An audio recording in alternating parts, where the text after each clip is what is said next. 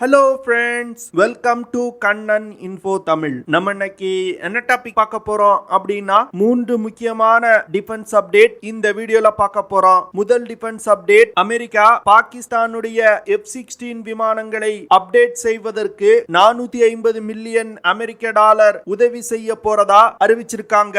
இதனை தொடர்ந்து இந்தியா தன்னுடைய கடுமையான கண்டனங்களை அமெரிக்காவிடம் பதிவு பண்ணியிருக்காங்க. அதை பத்தி நம்ம டீடைலா இந்த வீடியோல பார்க்கலாம். இரண்டாவது defence update, royal Malaysian air force 18 light compact ஏர்கிராப்ட்களை சப்ளை செய்வதற்கான கான்ட்ராக்ட்ல சவுத் கொரியாவின் FA-15 விமானத்தை தேர்வு செஞ்சிருக்காங்க. ஆனா மலேசிய விமானப்படையின் இந்த தேர்வை மலேசிய பினான்ஸ் மினிஸ்ட்ரி கடுமையா எதிர்க்கிறாங்க. மலேசிய விமானப்படையின் இந்த முடிவுல தங்களுக்கு பல சந்தேகங்கள் இருக்கு அப்படின்னு கேள்வி எழுப்புறாங்க. மலேசிய விமானப்படை FA-15 விமானங்களை எதற்காக தேர்வு செஞ்சிருக்காங்க? மலேசிய விமானப்படையின் இந்த முடிவுல ஏதாவது ஊழல் நடந்திருக்கா அப்படிங்கிறது குறித்து நம்ம டீடைலா பார்க்கலாம். மூன்றாவது defence update, India line of actual control பகுதியை ஒட்டியுள்ள ஃபார்வர்ட் போஸ்ட்ல அனைத்திலும் ஹெலிபேடுகள் அமைக்கும் பணியை தீவிரமா செஞ்சு வர்றாங்க.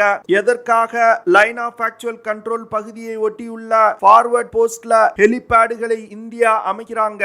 இந்தியாவின் இந்த செயலுக்கு பின்னால் உள்ள திட்டம் என்ன அப்படிங்கிறது குறித்து நம்ம டீடைலா இந்த வீடியோல பார்க்கலாம். நம்ம சேனல்ல டிஃபென்ஸ் ரிலேட்டடா தினம் ஒரு வீடியோ பப்ளிஷ் பண்ணி வந்துட்டு இருக்கோம். உங்களுக்கு டிஃபென்ஸ் ரிலேட்டடான செய்திகளை உடனுக்குடன் தெரிஞ்சுக்கிடணும்னா நம்ம சேனலை சப்ஸ்கிரைப் பண்ணி சப்போர்ட் பண்ணுங்க. நீங்க பண்ற ஒவ்வொரு சப்ஸ்கிரிப்ஷனும் எனக்கு அடுத்த வீடியோஸ் போடுறதுக்கு ஒரு மோட்டிவேஷனா இருக்கும். 2018 அப்போதைய அமெரிக்க பிரசிடென்ட் டொனால்ட் ட்ரம்ப் அவர்கள் பாகிஸ்தான், ஆப்கானிஸ்தான் தாலிபான்களுக்கும் ஹக்கானி நெட்வொர்க் போன்ற தீவிரவாத அமைப்புகளுக்கும் ஆதரவா செயல்படுவதாகவும் பாகிஸ்தானில் தீவிரவாத இயக்கங்கள் சுதந்திரமாக செயல்பட்டு கொண்டிருப்பதாகவும் சொல்லி 2 பில்லியன் அமெரிக்க டாலர் செக்யூரிட்டி எய்ட பாகிஸ்தானுக்கு கொடுக்காமல் நிறுத்தி வச்சாரு. அதிலிருந்து பாகிஸ்தானுக்கு அமெரிக்காவிடமிருந்து எந்த ஒரு நிதி உதவியும் வழங்கப்படவில்லை. ஆனா திரு ஜோ பைடன் அவர்கள் அமெரிக்காவில் ஆட்சிக்கு வந்த பிறகு அமெரிக்காவின் பாகிஸ்தான் கொள்கையில சில மாற்றங்கள் ஏற்படுவதை இந்தியா உன்னிப்பா கவனிச்சு வர்றாங்க. அந்த வகையில அமெரிக்கா பாகிஸ்தான் விமானப்படையில் பயன்பாட்டில் உள்ள F-16 விமானங்களை அப்டேட் செய்வதற்கும் உதிரி பாகங்கள் சப்ளை செய்வதற்கும் 450 மில்லியன் அமெரிக்க டாலர் நிதி உதவி செய்ய போறதா அறிவிச்சாங்க. பாகிஸ்தானுக்கு தீவிரவாதிகளை எதிர்த்து போரிடுவதற்கு இந்த F-16 விமானங்கள் மிகவும் அவசியம் அப்படின்னு அமெரிக்கா சொல்றாங்க. அமெரிக்காவின் இந்த அறிவிப்பை தொடர்ந்து இந்தியா தன்னுடைய கடுமையான கண்டனங்களை அமெரிக்காவுக்கு தெரிவித்திருப்பதா செய்திகள் வெளிவந்திருக்கு. அமெரிக்காவின் இந்த அறிவிப்பு வெளிவந்திருக்க நேரம் கூட இந்தியாவிற்கு பல சந்தேகங்களை ஏற்படுத்துவதா இந்தியா சொல்லியிருக்காங்க.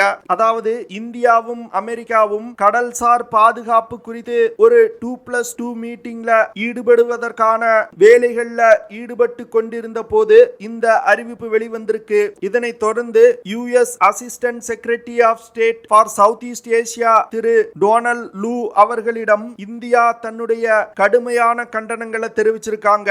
அமெரிக்காவின் இந்த முடிவு இந்தியாவுடைய பாதுகாப்பிற்கு மிகப்பெரிய பாதிப்பை ஏற்படுத்தும் அப்படின்னு சொல்லியிருக்காங்க. அது மட்டும் இல்லாம அமெரிக்கா இந்த முடிவை எடுப்பதற்கு முன் இந்தியாவிடம் எந்த ஒரு ஆலோசனையும் செய்யாமல் எடுத்திருக்காங்க. இது இரு நாட்டு உறவுல பாதிப்பை ஏற்படுத்தும் அப்படின்னு சொல்லியிருக்காங்க.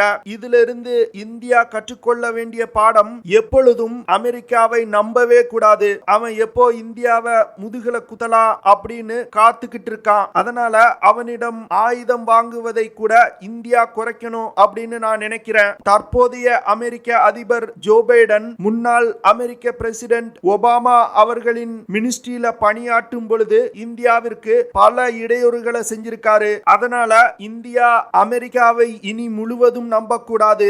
இரண்டாவது defence update, royal Malaysian air force 18 light compact ஏர்கிராப்டுக்கான கான்ட்ராக்ட சில வருடங்களுக்கு முன்பு வெளியிட்டாங்க. இந்த கான்ட்ராக்ட்ல சீனாவின் JF-17, இந்தியாவின் தேஜஸ் விமானம் மற்றும் சவுத் கொரியாவின் FA-15 விமானம் போன்ற உலகின் பல முன்னணி விமானங்கள் போட்டியிட்டாங்க. மலேசிய விமானப்படை சமீபத்துல சவுத் கொரியாவின் FA-15 விமானம் இந்த கான்ட்ராக்ட்ல வெற்றி பெற்றிருக்கதா அறிவிச்சிருக்காங்க.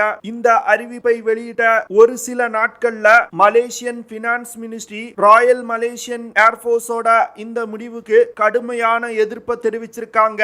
அதாவது மலேசியாவுடைய பினான்ஸ் மினிஸ்ட்ரி 18 லைட் காம்பாக்ட் ஏர்கிராப்ட்களை வாங்குவதற்கு 3.5 பில்லியன் மலேசியன் ரிங்கிட்ஸ் தான் நாங்க அலோகேட் பண்ணியிருக்கோம். ஆனா நீங்க 4.2 பில்லியன் மலேசியன் ரிங்கிட்டுக்கு எப்படி சவுத் கொரியாவுடைய FA-15 விமானத்தை தேர்வு செஞ்சீங்க அப்படின்னு கேள்வி எழுப்பியிருக்காங்க. அது மட்டும் இல்லாம சவுத் கொரியாவுடைய FA-15 விமானத்தை விட அதிக செயல்திறன் கொண்ட விலை குறைவான விமானங்களை விட்டுட்டு எதற்காக FA-15 விமானத்தை செலக்ட் செஞ்சிருக்கீங்க அப்படின்னு கேள்வி எழுப்பியிருக்காங்க. குறிப்பா சொல்லணும் அப்படின்னா இந்தியா தேஜஸ் MK-1A விமானத்தை 3.7 பில்லியன் மலேசியன் ரிங்கிட்டுக்கு சப்ளை செய்ய முன் வந்திருக்காங்க. ஆனா மலேசிய விமானப்படை 4.2 பில்லியன் மலேசியன் ரிங்கிட் விலை கொண்ட FA-15 விமானத்தை தேர்வு செஞ்சிருக்காங்க. இதுதான் மலேசியன் பினான்ஸ் மினிஸ்ட்ரிக்கு சந்தேகத்தை ஏற்படுத்தி இருக்கு. அது மட்டும் இல்லாம மலேசிய விமானப்படை முதல்ல 18 விமானங்களுக்கான ப்ரொபோசலை வெளியிட்ட போது சில முக்கியமான ஃபீச்சர்ஸ் தாங்கள் வாங்க போற விமானத்துல இருக்கணும் அப்படின்னு அறிவிச்சிருந்தாங்க. ஆனா கொரியன் ஏரோஸ்பேஸ் இண்டஸ்ட்ரி விமானங்களை வாங்குவதற்காக அந்த ஃபெசிலிட்டிஸை கூட மலேசிய விமானப்படை மாற்றி அமைச்சிருக்கதா குற்றம் சுமத்துறாங்க. அது மட்டும் இல்லாம மலேசிய விமானப்படையை சேர்ந்த அதிகாரிகள் சவுத் கொரியாவின் FA-15 விமானத்தை தேர்வு செய்யறதுக்கு கமிஷன் வாங்கியிருக்காங்க அப்படின்னு செய்திகள் வெளிவந்திருக்கு. மலேசியா இந்த 18 விமானங்களுக்கான டெண்டரை வெளியிட்ட போது சில முக்கியமான விஷயங்கள் தாங்கள் வாங்க போற விமானத்துல இருக்கணும்னு சொல்லியிருந்தாங்க. அதுல குறிப்பா ஏர் டு ஏர் ரீஃபியூலிங் பாட் மற்றும் ஏர் டு ஏர் மிசைல்ஸை லான்ச் செய்யக்கூடிய கேப்பபிலிட்டி இருக்கணும் அப்படின்னு சொல்லியிருந்தாங்க. ஆனா இந்த ரெண்டு கேப்பபிலிட்டியுமே சவுத் கொரியாவின் FA-15 விமானத்துல கிடையாது. அந்த ரெண்டு கேப்பபிலிட்டிஸையுமே கருத்தில் கொள்ளாமல் சவுத் கொரியாவின் FA-15 விமானத்தை தேர்வு செஞ்சிருக்கிறது பலருக்கு சந்தேகத்தை ஏற்படுத்தியிருக்கு. அது மட்டும் இல்லாம மலேசியாவை சேர்ந்த டிஃபென்ஸ் எக்ஸ்பர்ட்ஸ் அதிக செயல்திறன் கொண்ட விலை குறைவான தேஜஸ் விமானங்களை நீங்க எப்படி நிராகரிச்சீங்க அப்படின்னு கேள்வி எழுப்ப ஆரம்பிச்சிருக்காங்க. அதனால மலேசிய விமானப்படை FA-15 விமானத்தை வாங்குவது தற்போது ஒரு ரோட் பிளாக்கை சந்திச்சிருக்கு. பார்க்கலாம் மலேசியா FA-15 விமானங்களையே வாங்குறாங்களா இல்ல அவர்களுடைய முடிவில் மாற்றம் ஏற்படுதா அப்படின்னு. மூன்றாவது defence update, India line of actual control பகுதியில பல முக்கியமான இன்ஃப்ராஸ்ட்ரக்சர் ப்ராஜெக்ட்ஸை செயல்படுத்தி வர்றாங்க. அந்த வகையில லைன் ஆஃப் ஆக்சுவல் கண்ட்ரோல் பகுதியில் இருக்கக்கூடிய ஃபார்வர்ட் ஆர்மி போஸ்ட்கள்ல பெரிய ஹெலிபேடுகளை அமைக்க இருப்பதா அறிவிச்சிருக்காங்க. இந்த பெரிய வகை ஹெலிபேடுகளை அமைப்பதன் மூலம் வீரர்கள் மற்றும் ராணுவ உபகரணங்களை ஃபார்வர்ட் போஸ்ட்களுக்கு ஈஸியா டிரான்ஸ்போர்ட் செய்ய முடியும். அது மட்டும் இல்லாம லைன் ஆஃப் ஆக்சுவல் கண்ட்ரோல் பகுதியில் இருக்கக்கூடிய ஃபார்வர்ட் போஸ்ட்களை ஒரு ஆப்டிக்கல் ஃபைபர் நெட்வொர்க் மூலமா இணைக்க திட்டமிட்டிருக்காங்க. இந்த ஆப்டிக்கல் ஃபைபர் நெட்வொர்க் ஒரு சேட்டலைட் டெர்மினலோடு இணைக்கப்பட்டிருக்கும். இதன் மூலமா லைன் ஆஃப் ஆக்சுவல் கண்ட்ரோல் பகுதியில சர்வேலன்ஸ் மற்றும் கம்யூனிகேஷன் ஆபரேஷன்களை அதிகரிக்க முடியும். அது மட்டும் இல்லாம இந்த ஃபார்வர்ட் போஸ்ட்கள்ல அதிக அளவிலான UAE-கள், ஸ்விட்ச் ட்ரோன்ஸ் போன்றவற்றை டிப்ளாய் செய்ய இருப்பதா ஆர்மி அறிவிச்சிருக்காங்க.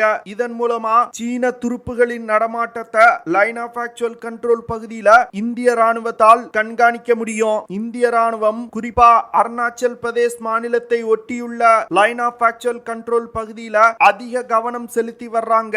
இந்த பகுதியில அமெரிக்காவில் தயாரிக்கப்பட்ட மல்டி ஃபங்க்ஷனல் ஆல் டெரெயின் வெஹிக்கிள்கள், இஸ்ரேல் நாட்டில் தயாரிக்கப்பட்ட 7.62 mm Negev light machine guns, M777 ஹவிட்சர்கள், சினுக் ஹெலிகாப்டர்ஸ் போன்ற அதிநவீன ஆயுதங்களை டிப்ளாய் செஞ்சிருக்காங்க. அமெரிக்காவுடைய இந்த M777 ஹவிட்சர்களை சினுக் ஹெலிகாப்டர்களை கொண்டு சாலை வசதி இல்லாத பகுதிகளில் இருக்கக்கூடிய ஆர்மி போஸ்டுக்கு கூட எடுத்து செல்ல முடியும். இந்தியா இப்போ லைன் ஆஃப் ஆக்சுவல் கண்ட்ரோல் பகுதியில அமைக்கக்கூடிய பெரிய ஹெலிபேடுகள் கூட இந்திய விமானப்படையில் இயக்கப்பட்டு வரும் சினுக் ஹெலிகாப்டர்களை லேண்ட் செய்வதற்கு மற்றும் டேக் ஆஃப் செய்வதற்காக தான் உருவாக்கப்படுது. அமெரிக்காவுடைய இந்த சினுக் ஹெலிகாப்டர்கள் லைன் ஆஃப் ஆக்சுவல் கண்ட்ரோல் பகுதியில வீரர்கள் மற்றும் ராணுவ உபகரணங்களை அதிவேகமா டிப்ளாய் செய்வதில் சிறப்பா செயல்பட்டு வருது. இதனால ஃபியூச்சர்ல இன்னும் அதிகமான சினுக் ஹெலிகாப்டர்கள் இந்திய படையில் இணைக்கப்பட வாய்ப்பு இருக்கு அப்படின்னு டிஃபென்ஸ் எக்ஸ்பர்ட்ஸ் சொல்றாங்க. ஓகே ஃப்ரெண்ட்ஸ், நம்ம வீடியோவோட நிறைவு பகுதிக்கு வந்துட்டோம். இதெல்லாம் தான் நான் உங்ககிட்ட ஷேர் பண்ணணும் அப்படின்னு நினைச்ச விஷயங்கள். ஐ ஹோப் நான் ஷேர் பண்ண விஷயங்கள் உங்களுக்கு பிடிச்சிருக்கும்னு நினைக்கிறேன். அப்படி பிடிச்சிருந்துச்சுன்னா ஷேர் பண்ணுங்க, லைக் பண்ணுங்க, கமெண்ட் பண்ணுங்க. மறக்காம நம்ம சேனலுக்கு சப்ஸ்கிரைப் பண்ணுங்க.